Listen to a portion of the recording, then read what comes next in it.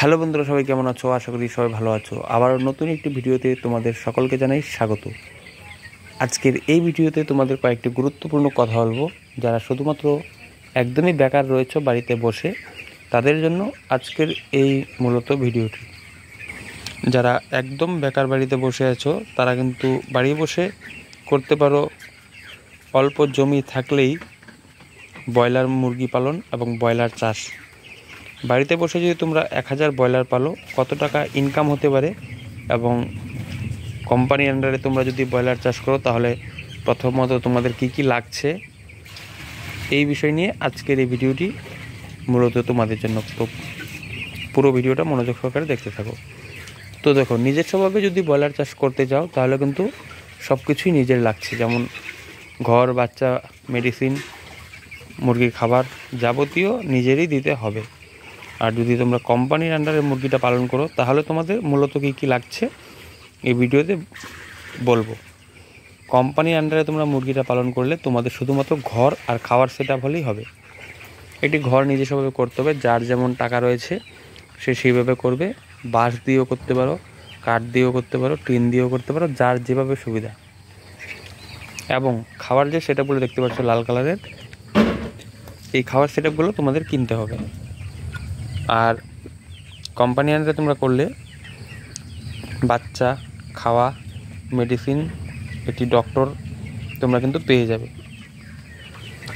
আর নিজস্বভাবে করতে গেলে বাচ্চাটাও নিজের কিনতে হবে, খাওয়াটাও নিজের কিনতে হবে, মেডিসিনও নিজের কিনতে হবে, এবং কখন কোন মেডিসিন ব্যবহার করতে হবে সেই অভিজ্ঞতা নিজের থাকতে হবে। নাহলে কোনো দিনই মুরগি সুস্থ থাকবে না, মুরগি ভালো থাকবে না। তাই প্রথমত ব্যবসা শুরু করলে অবশ্যই কোম্পানির আন্ডারে করাই ভালো। কিছু টাকাও ইনকাম করতে পারবে এবং কিছু অভিজ্ঞতারও দরকার আছে।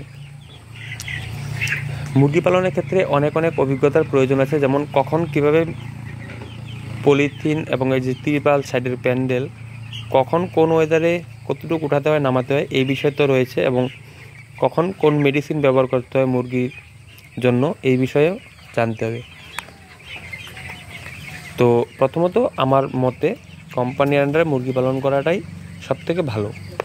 এখন আসা যাক কত টাকা ইনকাম 1000 ব্রয়লার পালন করে। দেখো, তোমরা যদি কোম্পানির আন্ডারে 1000 ব্রয়লার পালন করো, তোমাদের 25 থেকে 30,000 টাকা ইনকাম হবে। এবং যদি নিজস্বভাবে তোমরা ব্রয়লারটা পালন করো, সব খরচা নিজে বহন করে, তাহলে কিছু ইনকাম বেশি হবে।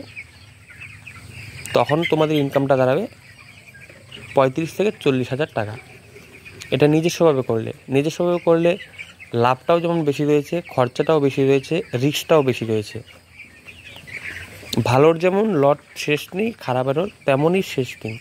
তাই ভালো খারাপের গল্প পরে, তাই মোটামুটি একটা আইডিয়া দিলাম। এই আইডিয়ার মধ্যেই তোমাদের বাজেটটা থাকবে। নিজস্বভাবে করলে 35 থেকে 40, কোম্পানির আন্ডারে করলে 25 থেকে 30, 25,000 টাকা থেকে 30,000 টাকা পেতে পারো।